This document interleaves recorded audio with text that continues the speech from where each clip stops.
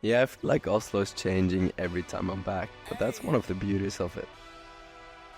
Yeah, let's see how you do under pressure. Oh, yeah, I've been wanting this shit forever. I've been in the field with whatever they throw at me. Brush it off, pick myself up, moving on to the better. Okay, hey, yeah, ain't no errors, baby. It's a new era. Welcome back, everyone, to Season 1, Episode 13. My name is Georg and Aksel, and I'm your host for the Nomadic Business Insight podcast. As you know, in this podcast, listeners have the chance to follow my journey as a serial entrepreneur, and we're also from time to time doing deep dives with other venture capitalists, other founders, and very exciting people with experience from various industries. And in this episode, I've had another sit down with our very talented CRM manager, Aksel Rodriguez from LD Studio.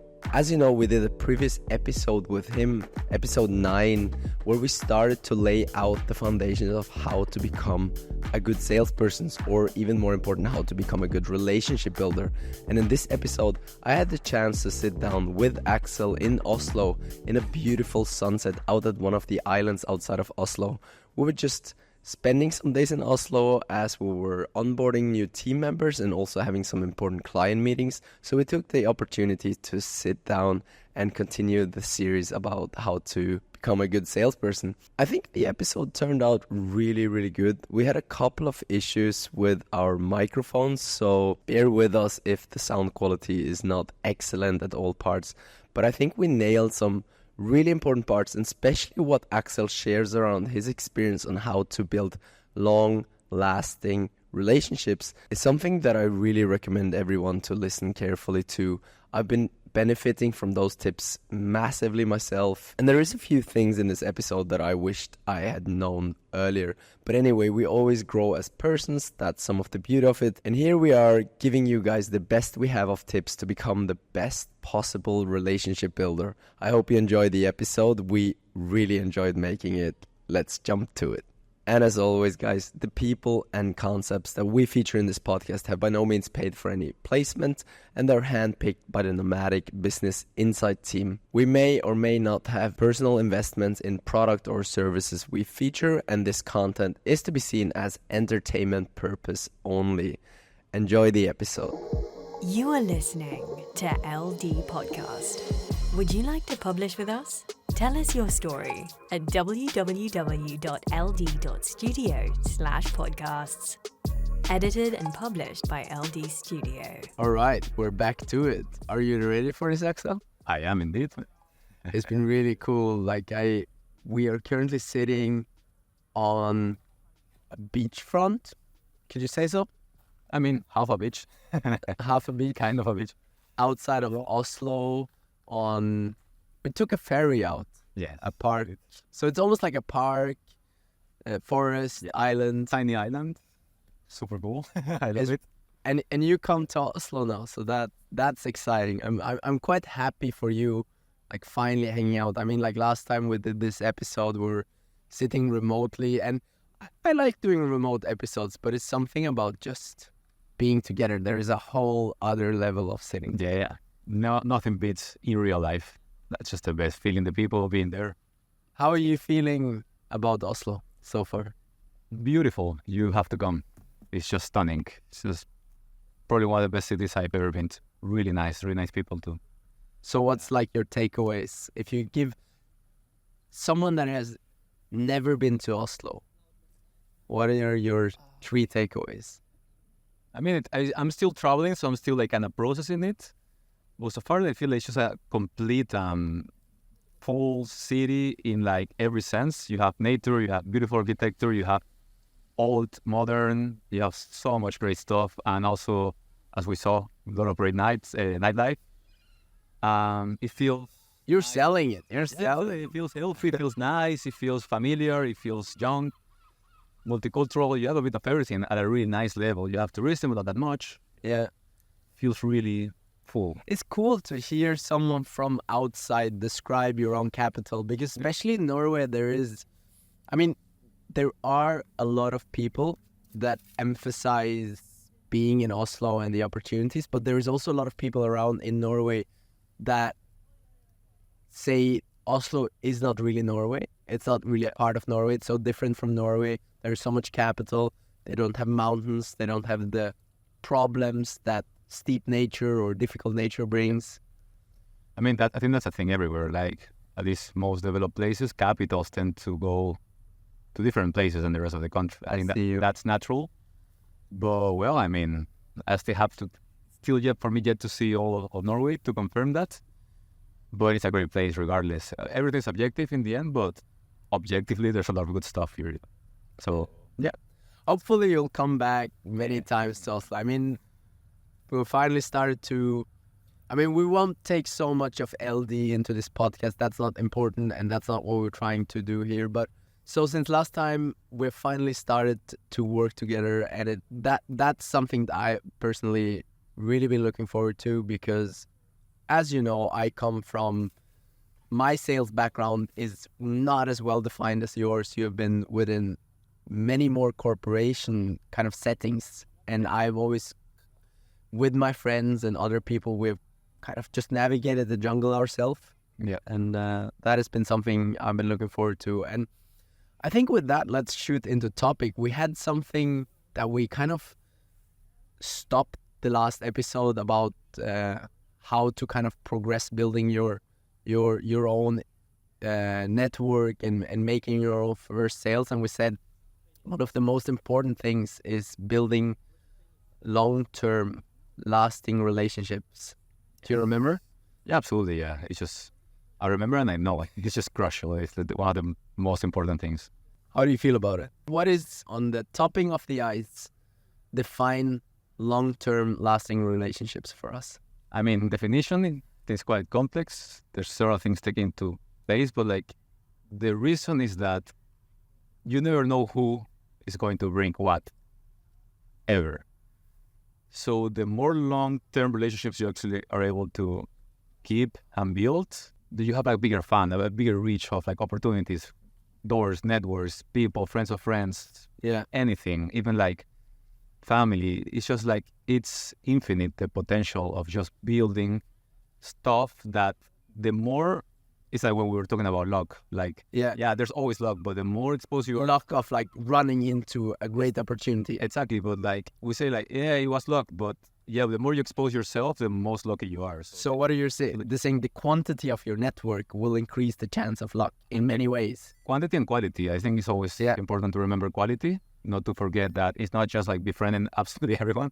I think that's pretty logical, but I just want to mention it. But keeping like really good quality long-term relationship, people that you know that they are building, they are creating, they're all making more relationship. It's just like, I think it's really hard to imagine the constellations that you are like creating if you keep that. Yeah. And let's dive a bit further into that area, because for me, long-term lasting relationship as a term can be like different things. I mean, for me, it implies automatically that we do not have to rush, right? Yes. Because we're building long-term. So there is no reasons for me. Let's say I run into you in the party and I go like, Axel would be really important for me to get to know. If I run into you and go like, I do this and I do this and what do you do? Okay, great. Then in many ways and in many contexts, I'll come over as too pushy for you. And it might create more distance. Absolutely. I feel like you have a very defined interest. It wouldn't feel natural. It wouldn't feel organic.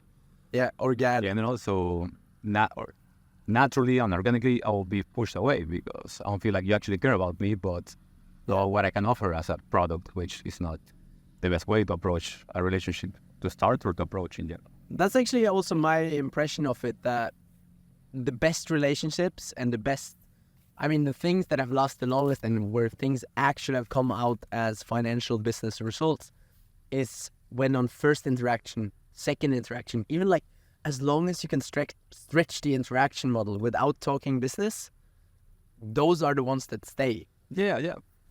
Absolutely. Like, it's just, I would talk about this area thing, but like one of the best ways to sell is to befriend people. Like, and sometimes like I had this kind of like question, like how can I like friend people if I'm thinking about it, like it kind of lose the natural like reality, if that's a word. Like, how can I do this without making it forced? And that comes with empathy and caring. And it takes a little bit of like understand it, but actually when everyone has a story to say, everyone has something interesting. Most people have a passion, a sport, something that you can actually listen and find interested. And when you do that, you actually can connect to the people, and then actually you start to see the opportunities that will teach. And now the mosquitoes are coming. I was like, before we started recording, because we just had a swim, we were in the ocean, you did not dive though. Half of my blood was inside. I was pushing Aksel, coming, you gotta be in the Norwegian waters. You're here. I come from Venezuela and it's cold. For us, it's still summer. Like the last days here in Oslo have been sunny, 30 degrees, and all the people are out swimming, so beautiful vibes. But I was like, my one concern about doing the podcast outside was there's gonna be mosquitoes. Embrace them. Embrace them. Well, I'll do my best. They'll be gone. If it gets too much, I'll just be, guys, we need to run now. But yeah, I totally agree. And I think if we really want to help people here and give value, we should try to see if there is like direct tips we can give. So when I meet someone, and obviously now we're talking about places where you have to push for interaction, because if you randomly run into someone and you just like start the interaction, then it's more easy. But if let's say you're in a conference or party or in a business scenario where you think, I have an opportunity here to open the door by introducing myself to this person, what would be tips you give people to start conversations? Because that's maybe the thing that is like scaring people the most, you know, like, how am I just going over there and say, hey? Yes, for me, at least for me, as someone that tends to overthink a little and like really care about the impact that it creates in other people, I think the very first thing you need to know is that you don't bother people. Like, if anything, you put a highlight in their day when you actually approach them and reach out to them. Like, it took me so much to understand that you are not like annoying, and you're not annoying people. Like, it's just in the bar. It's just like every time you reach out and talk and get to know them and care about their stuff, they pretty much always feel flattered. Especially with such a beautiful thing to mention, like almost like a releasing thing you're saying here, because what you're pointing out is, don't go there and say, yo, hey, I'm from here, I have this thing to sell, but go there with genuine interest. And maybe actually the easiest thing is to go over and say, hey, I really would like to introduce myself, because bring the actual reason, you know? Yeah. If that person, let's say that person is the owner of a tech company that you want to provide a service to, then go over and say, hey, I really want to introduce myself because I've been following your journey. I know what you're doing, and I'm really astonished by that, and I would really like to get to know you. Yes. And that's in that context, for example, it's very important that to put like, if you're in a business context and you know that it's fine to approach in that end, exactly. Care about them, their journey, their professional history, and care about that before trying to settle like to pitch or to offer a partnership. Like, no, you actually care, but if in a different context, like I think happened to you recently while you were eating or in a coffee. Yeah. If I'm not mistaken. Yeah. It's just like you're in a different context, you reach out with something else, but again, thinking to make friends, just like kids will make friends in. Yeah. It's like showing that rock their father. And I think moving the conversation is important, you know, like, because the conversation can easily die off. So a relationship obviously starts when the conversation goes on beyond the first meeting and also continues after that. And it needs to be two ways, because if you're just only the one sending message or doing calls, then it's you trying to build a relationship with the other person, but the other person doesn't really accept the relationship. So you can test that very easy in my experience if you meet and you try to ask questions that are beyond the work relationship. For example, get into a conversation. He mentions something about mountains. You ask, well, I also go to mountains. Like, what do you enjoy the most about it? Yeah. Then the conversation goes on and try to navigate the conversations. And that's a skill, which meaning that it can be acquired and it can be practiced. Don't expect that you reach out and be super fun and fluent. Some have it easier and some harder, but I think like everyone can learn like to have a normal, relaxing human relationship. I think that's the thing. Like, funny you mentioned. So you're basically saying you can fail. You can make it awkward. Yeah, and I think like it's hard at the beginning for some so I'm not that much, to go like, hey, I know that I have an interest, but I have to try to be natural and make a friendship. Like, it takes a moment to like find the sweet spot in which you can actually care about people, knowing that there's a potential chance to meet someone that is interesting, that can actually open doors for you, or like you want to make a partnership with. I feel like it comes with time if it's not coming naturally, and something that you can practice. And the more you practice, the more you expose yourself, the better it will come. So just wanted to add that because... No, I think it's a super valuable point. And about that story in the coffee shop, just to make it really quick, it was, I came to Oslo, sat down, and I immediately knew that person which sat next to me was the girl that she was in some interesting position. I could just see by her clothing, by her style of acting, and she was sitting on the computer working. And I think I was just in the mood of making a relationship. I wasn't even paying so much attention to what she potentially worked with, and I just did it very easy. You know, I turned towards her, and my icebreaker was, so you also work in Google? We also work in Google. Yeah. You know, and I threw it behind like nobody really likes Google, Teams. you mean like Google Teams, Google... Not Google Teams. Teams is Teams. Google is Google. Fair. Google Meets, I wanted to say it. Google Meets, Google Calendar. Yeah.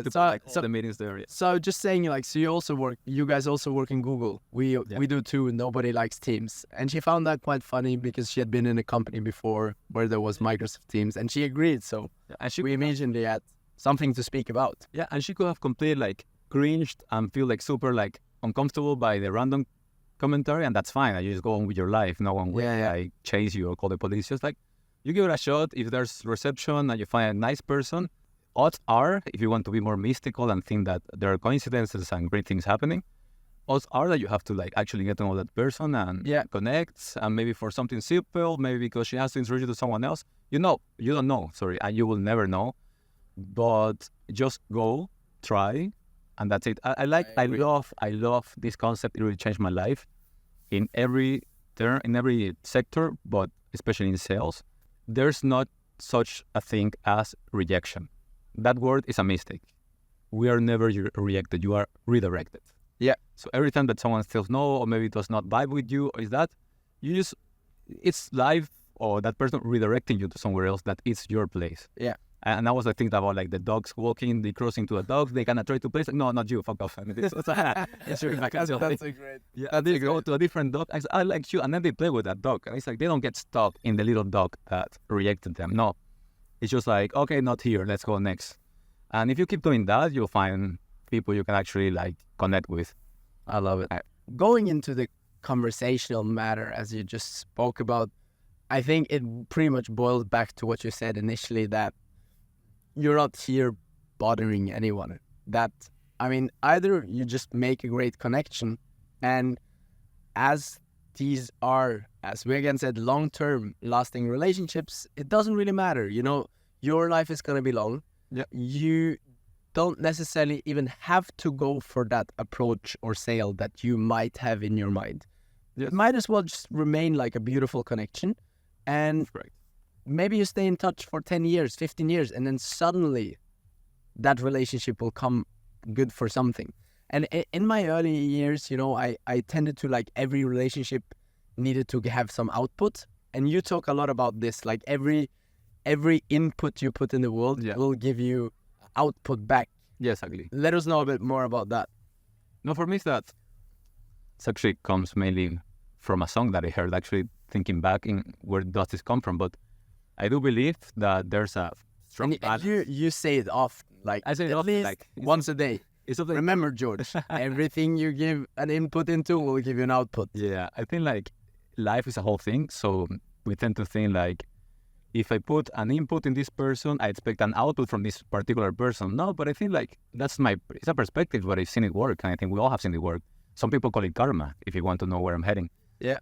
If you put something good will come back to you somehow. Also the other way, if you put something bad will come back to you somehow. I'm always like, I tend to think like you never know how or when, and there's no like a particular time. The picture is bigger. Exactly. That's a very simple way to put it, because like I've seen like how you do something good and then something maybe not so good comes to you right after, and you connect those two things. But maybe just like something really good happens later. It's just a bit of, I know it's not very scientific what I'm saying, but I feel like people that keep doing good and care about people and are friendly and really empathetic, they end up having all of this, like a wave of good stuff happening in the back. Yeah. And the people are bad and they're not caring and they are egocentric or anything, have the opposite. So that's like my proof that is true. And that brings us to the closing topic. What kind of relationships are you looking for, and how are you building them? We mentioned this in the first episode, that there's so many different types of being a seller. And a lot of people are afraid of that term, being a seller. But I mean, that is what we're trying to talk people through here, how to convert and how to make sales. And relationships is an important part of that. And then I think you need to realize, what kind of relationship builder are you? For me personally, I'm very conversational based, and I like to have people engaged. And my style of building relationships is, as you say, being empathic and really caring about those people. But I like to keep momentum. So the people that are, even though the relationships are lasting, and there is a lot of relationships around, the relationships that I currently kind of try to build more on, for some particular reason, I try to keep them engaged, so both caring personally about what they're doing at the moment, but, so we're like kind of bringing our two souls a bit more together and feeling each other out. And this moment in time, and I think that's really good when you connect to the right kind of people. They realize that, actually that this is a legit interest between each other, that we want to help each other in this particular time. Knowing that, flowing with where the relationship is going, because maybe at some point then you break that interest, but actually still care about each other, maybe not that often, maybe not that close enough, and that's fine. It's just not to get offended at all by this. What you mean is, like, some relationships, you cannot maintain all of them all the time, of course, but it's important to kind of water the relationship once in a while. Check in with a little message or try to give it a call. Exactly, 100%. I'm saying that because I think probably all of us have that friend that you almost never talk to, or you talk once every month if you don't live next to each other or close to each other. But when you talk, it's like the same, like nothing's changed, just the same really good relationship, and no one is offended because it's been. But still, like I've been keeping like a long distance friendship for almost 10 years, one of my best friends. And even like if it's been a month we were talking, we're in perfectly good terms, but still send a message, still like, hey, what's going on? It's just because it's water in the relationship, as you said. And business relationships are much as friendships in many ways. So keeping things in touch and kind of checking status quo. What are you doing? How is it going? We like to, sorry to interrupt, but we like to separate them. But I feel like we've been talking about relationships in general, and then you can actually split them in friendships or friends relationships, business, also love relationships, and I think like they all have the same base. Like I feel like lots of the things that we are saying and will say can be applied to love, can be applied to friendship, can be applied to everything. I think it's really good understanding on how to deal with this such an important topic in life. We just came from some interesting meetings this week, and I think the last meeting we had before the weekend really portrayed that showing personal interest is some of the most important cornerstones to actually converting a relationship, because we just got to know this person we were sitting down with, and I think much in the sense of that we showed so dedicated personal commitment to what that person cared about, and the conversation drifted in many times. That person in the end of the conversation pretty much said, well, I just met you, but I really want to do something with you. What you're coming here to present, the service and the ideas, I'm really on board with that. And I think we're going to figure out something very soon. And that's the beauty of it, because often you feel sales and building the relationship that convert to sale can take a long time. And sometimes just out of the box on first interaction, you convert, not even aiming for it at all. We came there with an impression of, we want to build, we want to get to know someone, let's see what is going to in the future. And let's see what they care about, who are they, what's their history, we open literally the meeting with just listening everything, asking, getting involved, asking about even like the emotional status, like how people are feeling and stuff. So, and also like good to add to this recent meeting that we had, that it comes from a very unexpected, like you just helped someone, if I'm not mistaken, this story. You were like, met someone, like this person in a different environment, helped and actually realized there was opening. And just because of, again, output, input, you were nice to this person, actually you opened a door that came back in the opportunity. We never, when we saw there was an opportunity, we didn't reach out, just like pitching and going like right to the point. No. We opened even more the opportunity. We like, care more about it. Yeah, and I remember I asked very careful after some weeks where we had known each other. This was a kind of senior person, so it wouldn't be natural to spam that person down with message, but I kept the conversation going and kind of focused about other things, personal things, like how it was getting home and everything okay, this kind of thing. And then she knew what we were doing, and it felt natural at some point and just asked, would it be too much to ask if we could come down and present what we're doing out in Oslo? And she really opened that door fast, and you could really sense that she also loved the way of bringing in a young, fresh team. So that's another story for another day. We'll see how it goes, but that's a massive opportunity. Yeah, well, that's the thing. Like, again, coming back to you don't bother people. Like, you go, she's senior, we don't want to spam. We have like all this concept, and for sure, you gotta know who you're speaking to and how to approach them in a smart manner. But also, it comes to that, probably she needed help. She needed assistance with something she was not even able to find help for. And naturally, an opportunity showed for her too. So actually, she was probably as interested as we are for this relationship. So it's not like we are begging or anything. No, it's like actually she needs this too, and we need to make that work. There's a match. I need to help that flourish.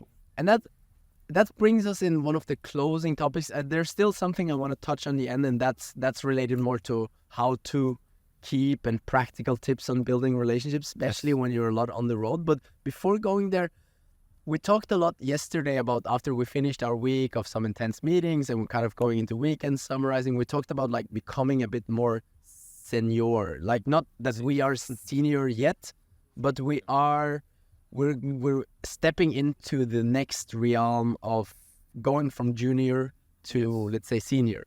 Halfway there, yeah.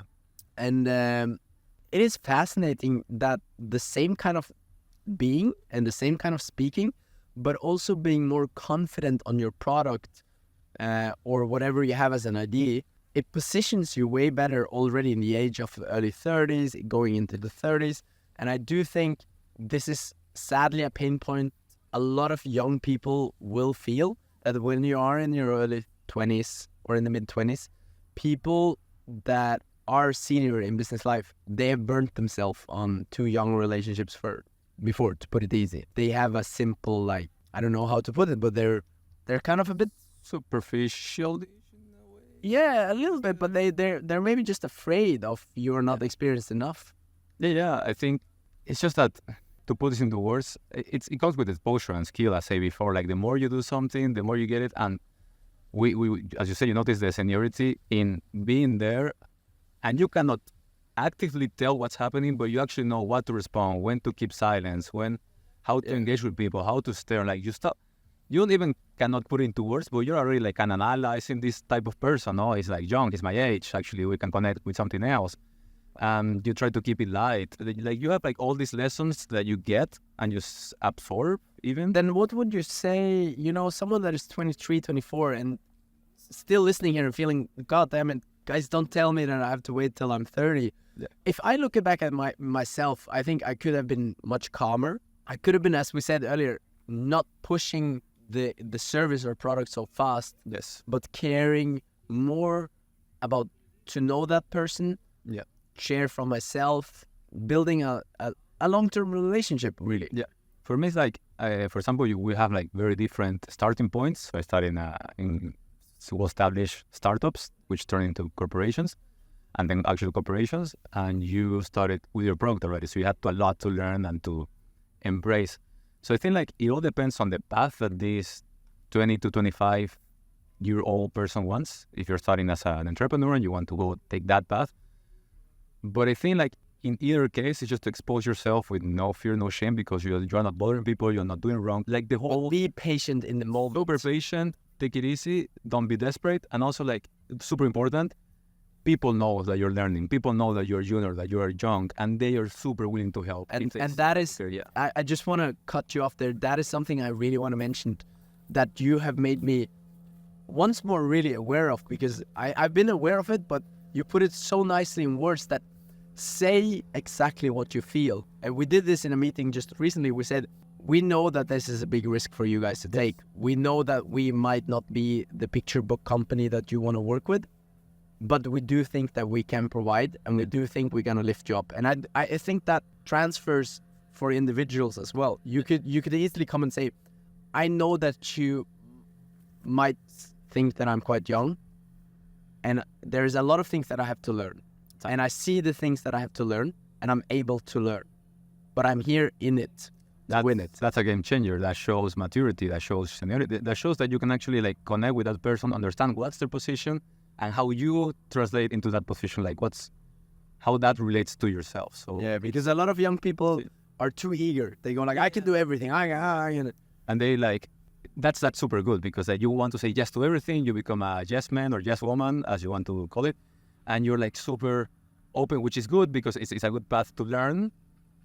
But at the same time, it's really good to be honest, be transparent, and be like, I know where I am, I know where I want to be, where I want to go into.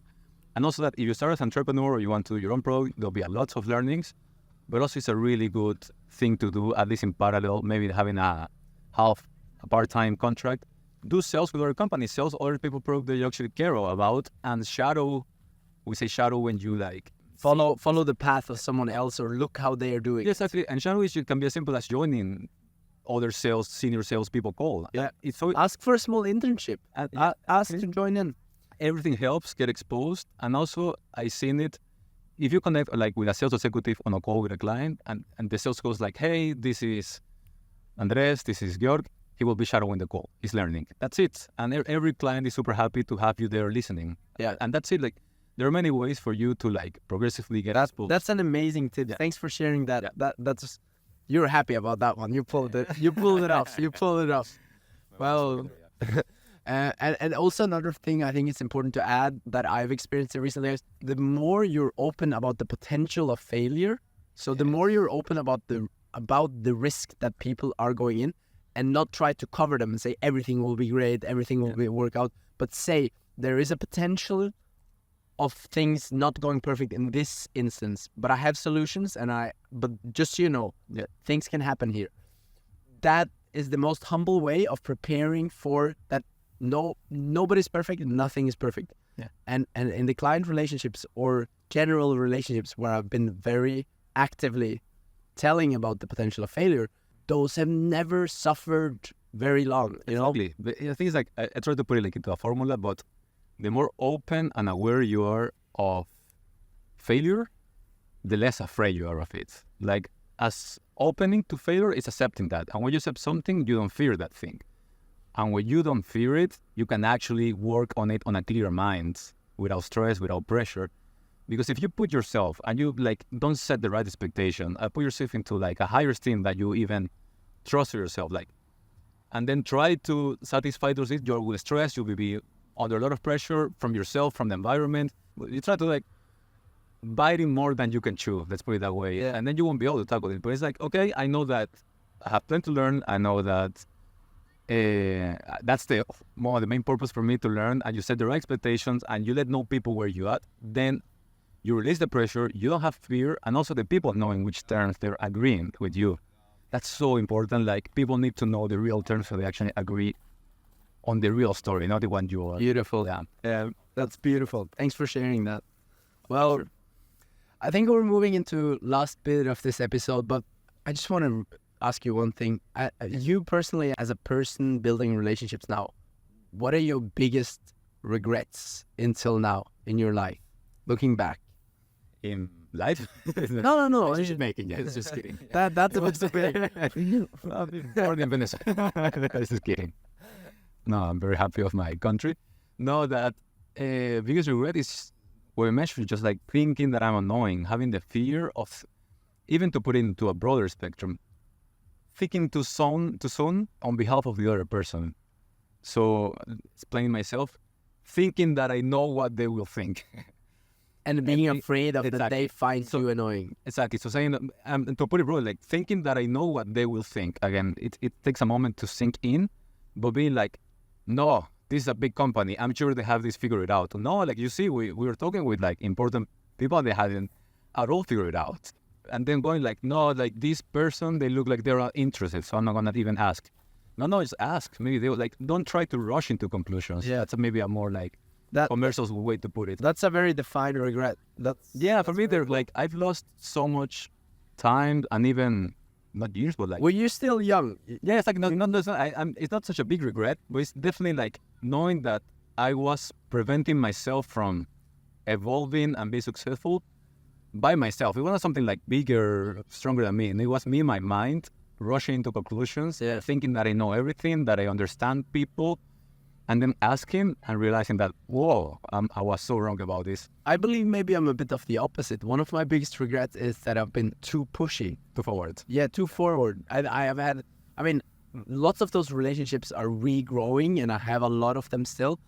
I wouldn't say that I've burned many bridges, but there are relationships that I've had some out of this world interactions with people that you would think as a like 24, 25, you'd never had the chance to meet these people. Yeah. And I think my attitude of being very forward leaning and always like next idea could have been too much for them. You know, if I'd been more relaxed and more patient and more professional, Exactly. I might have been doing quite big project with these people already. And you say that, and it sounds like more like secure, like more like strong, like more like, okay, you actually can do this. But that also is burning or comes from a fear of losing opportunity. Losing opportunity, right? Like I didn't have the patience and thought that tomorrow or the week after or and this sounds stupid, but you know, in those moments when you're young, and I think a lot of listeners can relate. When you're young, you think like it's now or never. Yeah. I need to pitch like the whole cooking book now. Yes. And that's comes from fear. And when fear kicks in, you're not very rational. And the only way to dissipate it is exposing yourself. So you and I both gave ourselves the chance to do what we felt uncomfortable doing. Yeah. And found the sweet spot of maybe like, hey, let's just like refine ourselves. My singular tips on that fear would be if you're also struggling with that kind of intensity push that you have to do now, ask this simple question. And this is a game breaker. You just go, I have some really interesting ideas I would love your feedback on. Put it on their table. You know, you want their advice.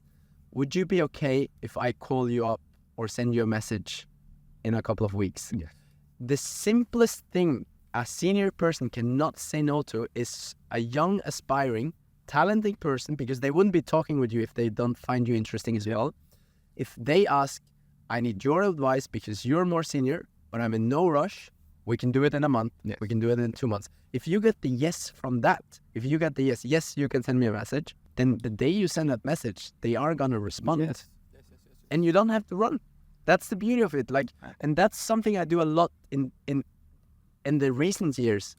When I make a important connection, I go, is it okay that I contact you next fall? Yeah. The further it is in future, obviously not too far. Don't go like, can I call you in 10 years? But if it's like a couple of months ahead, they don't know their agenda yet. And it would be stupid to say, no, you cannot call me. I'm too busy in 4 months. And also giving the perspective that you are doing stuff, you have different projects, that you're like into stuff, you're actually like organizing yourself. Like it's so useful, like in general, in life, never be desperate. For in other circumstances, patience is the key word. But then, like showing desperation never worked to anyone ever. Yeah. Maybe Let's maybe in a hospital. I think it's important we're moving to last topic, but we've gotten so many interesting points down here already. And let's go into the zone of traveling, keeping relationships and making them.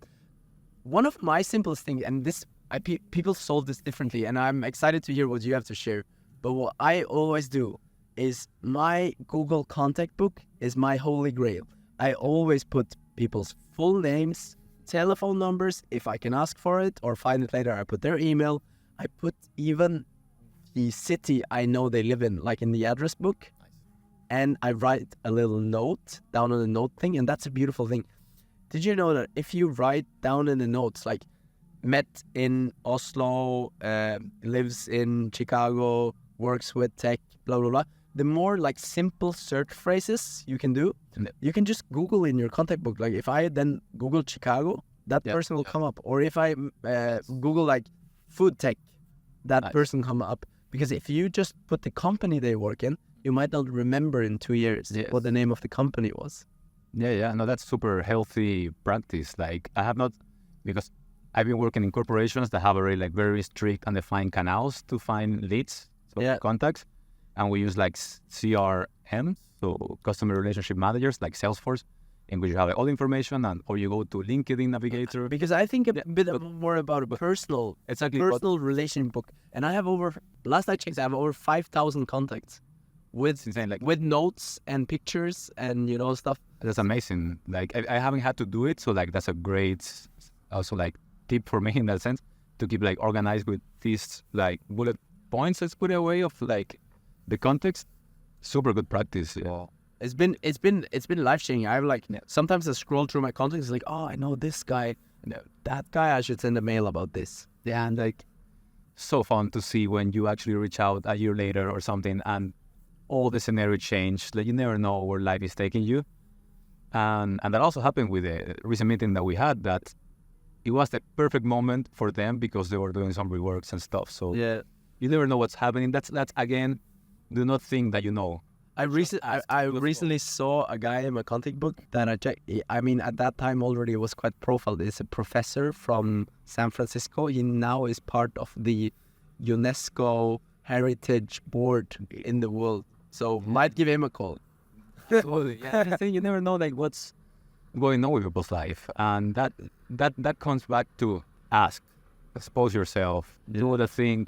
If it's hard for you, turn off the mind. I was able to do it. There's a way. Find it with patience. You don't have to do it now. It just takes time. It's a skill. Just take it easy. But definitely traveling makes it easy. Like being a lot around, being in social settings. Like expose yourself for the settings where you know that the profiles you're looking for there will be a high chance for interaction. Yeah. But also just on pretty much everywhere, you know, like, I mean, now we have been swimming and very locked in our conversations, but here on the beach, here out in Oslo, you know, say hi to the people that sit next to you. Most of the important contacts and person that I met in my life have been climbing. It was like just climbing on the boulder. Well, we didn't meet climbing, but we started climbing. Yeah. But that I met my partner, the guy that I live with. I met a lot of super interesting people with ideas and stuff. And as you say, like travel is amazing and super important, but also like just finding a really good, cool hipster-looking cafe that you know that a lot of people go there to remote work and stuff. But then you also have to remember that it's important to pump you up. Like, if you go to a cafe and you just lock yourself behind your phone, and of course you have to like come out of the shell. Again, you don't bother people. Something that helps me in those relations. Sorry to cut you off, but you're very experienced here. So.